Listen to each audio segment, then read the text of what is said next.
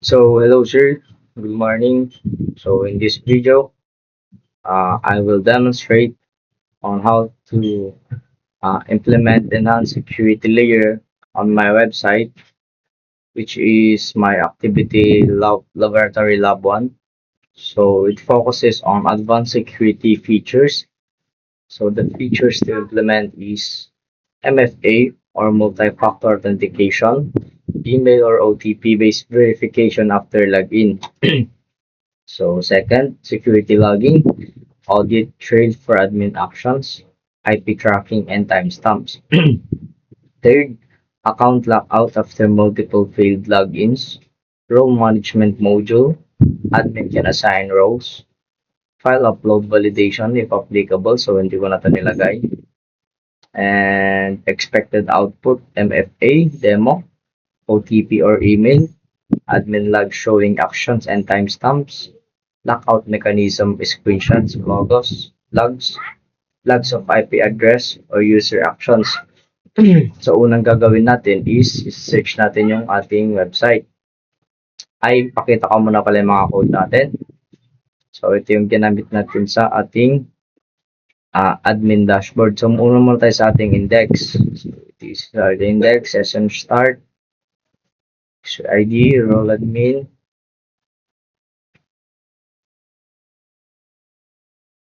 maglalagin tayo.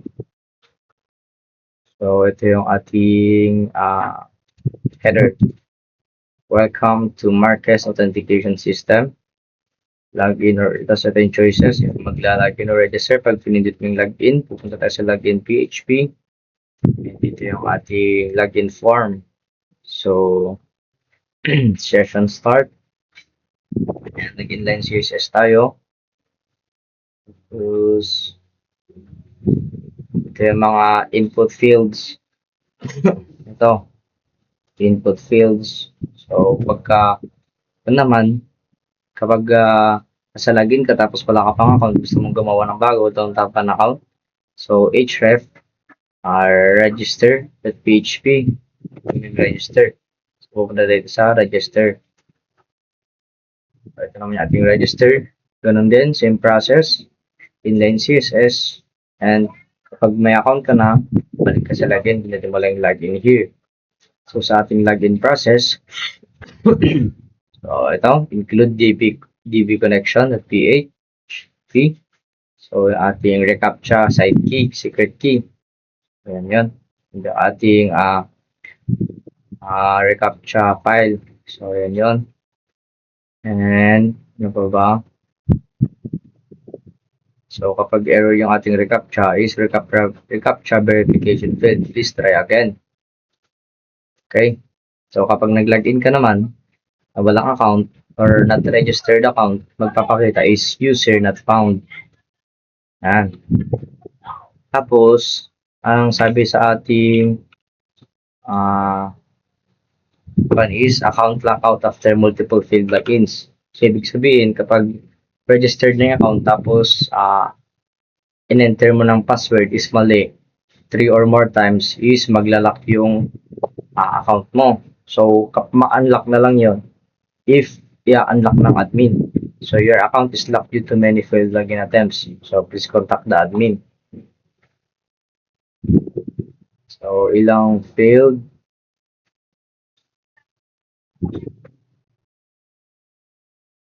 3. So, kapag naka 3 failed attempts ka, is maglalak na yung account mo.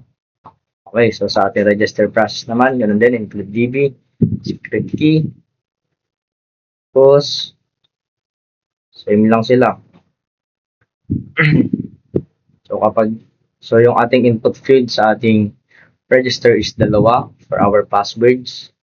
And if hindi sila nag-match, ito magpapakita passwords do not match.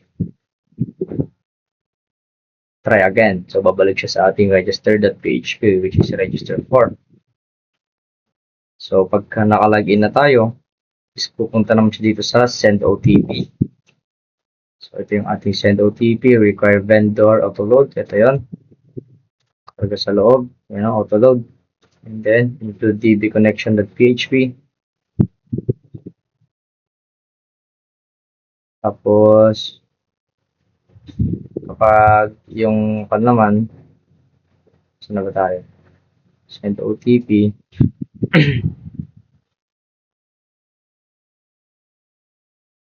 So, yung ating OTP is mag-expire siya within 5 minutes. So, kapag hindi mo siya na-enter within 5 minutes, magiging invalid na yung ating OTP. Pumunta ng SMTP or sa ating OTP send. And then lang. Tapos, para ma-verify naman yung ating OTP is, ito, otpverify.php. So, session start. So, ito yung ating OTP form. So, naglagay rin tayo ng ating resend. So, para kapag wala tayong na-receive, is pwede natin siyang i-resend OTP. And then, TPP process. So, ito na yun. Kapag tapos ka na mag-enter yung OTP, depende sa role mo kung saang dashboard ka pupunta. If admin ka, pupunta ka sa admin dashboard, which is this. And if student user ka naman, pupunta ka sa student dashboard, which is ito lang yung karga. So, wala kang makikita sa loob. So, tayo OTP process. So, yun lang. So, kapag invalid OTP, please try again. Yan ang sasabihin. So, session check. Ano ba dito? Include DB connection. Session start. Ano pa? Okay, yun lang. So, yung ating style CSS. Ano ba? Log out. Yun lang naman. So, pakita na natin yung ating website. So, search natin. Ang ating domain is, ito pala. Yung ating domain. Search natin yan. Punta sa ating index. So, Marquez Project. Welcome to Marquez Authentication System. So, kapag may account ka na, hindi ka mag-login. So, pag wala, register. So, try muna natin mag-login nang walang registered account. Hindi pa nung magpapakita. So, Rio Caleb. And ito yung bot protection, yung recaptcha natin. Check lang natin yan. And select all images with cars. So, kailangan natin i-select. Yan, verify. And login. So, user not found kasi check natin sa ating online database if may karga na ba. So, check natin sa ating users. So, wala. So, need natin mag-register. Okay? So, need natin yung register link, username, Rio, and yung email. So, dapat ang gagamitin nating email is yung active email natin para ma-receive natin yung OTP. Kasi kapag hindi natin receive yung OTP, hindi tayo makakapag-login. So, yung Caleb, ang ating password, confirm password, and bot protection. I'm not a robot. Select all the images with bridges. 1, 2, 3, 4. So, lang, verify. Register.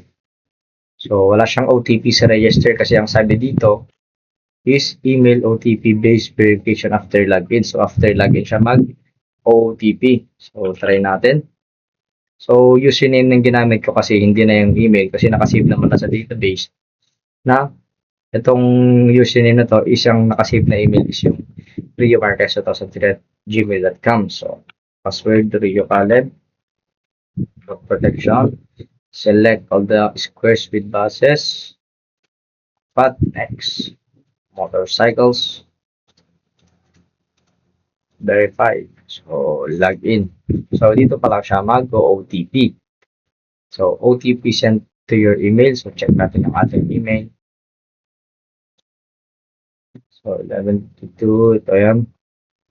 So, this OTP will expire in 5 minutes. If you did not attempt to log in, please ignore this email. So, kailangan natin i-copy before pa mag 5 minutes. So, ito pala.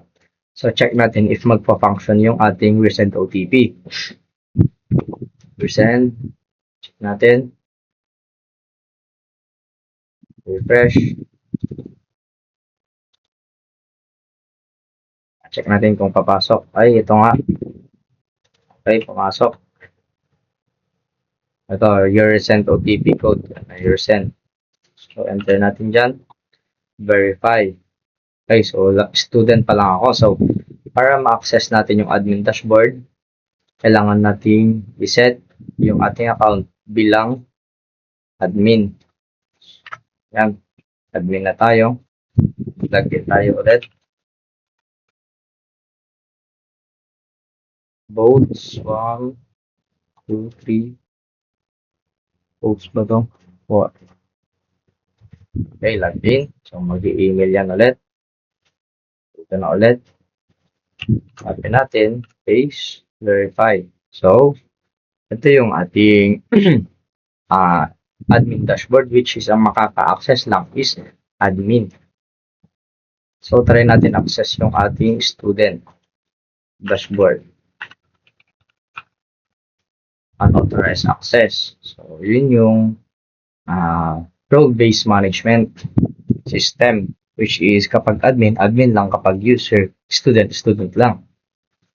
So, dito sa ating wait lang. Ito muna tayo sa ating login logs. So, yung kanina, yung trinay natin, yung walang registered account is nag-failed. So, yung una, yung pagka-login natin as a student, nag-success. And pagka-login natin as admin, nag-success. So, kapag ginawa ko itong student, is may magpapakita na dito sa ating admin logs, which is yung actions na ginawa niya and timestamps. So, update role. So, pakita yan dyan. So, yun. Si username, si user, si admin, nag-update kay ID number 1, which is ako rin. In-update ko from admin to student. So, pag binalik natin sa admin, magpapakita yan ulit dito. Okay, yun. Admin 1 to admin ulit. So, dito naman, testing naman natin yung ating account lockout logs if gagana. So, ang gagawin natin is maggagawa tayo ng bagong account. So, lang. Access natin itong Gmail nito.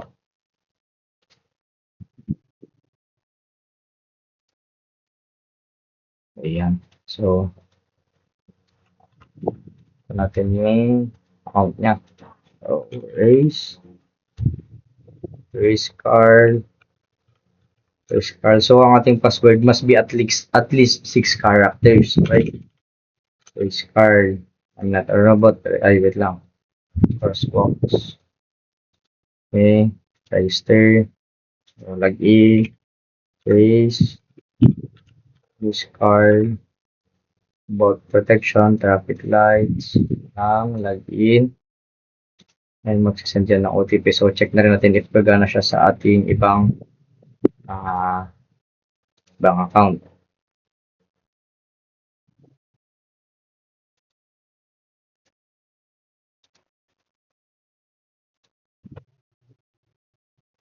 Ito. Ilagay natin. So, nag-success siya, student race. So, check natin sa ating database if pumasok. So, dito na siya, student. So, ito naman yung ating itatry bilang try natin na i-lock yung account. So, try natin sa kahit anong password, motorcycles, login, incorrect password, isa pa, ulit-ulitin lang natin,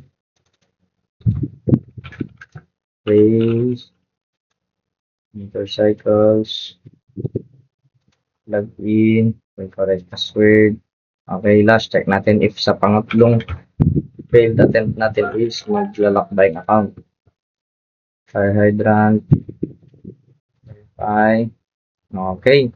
So ngayon, pangatlong incorrect password is nag-lock na yung account. So, testing pa natin ulit i-access.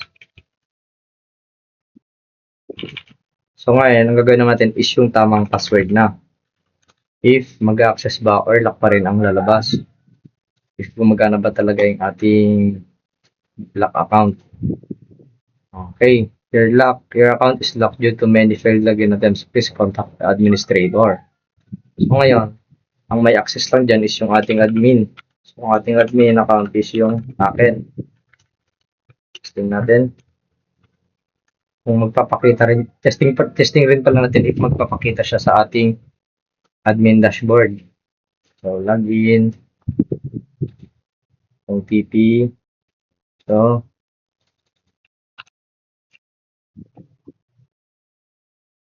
okay. So, ito. Dalawa ng user, which is yung isa yung student, yung kanina, yung bago natin nilagay. So, ito yung isang nag-lock, yung account na nag-lock. So, sa admin dashboard, pwede natin siyang i-unlock or i-unlock. So, yun yung action ng admin sa mga users na magla-lock ang account. So, if in-unlock natin to, ay check muna natin dito. Nagpakita ba na lock? Okay, lock.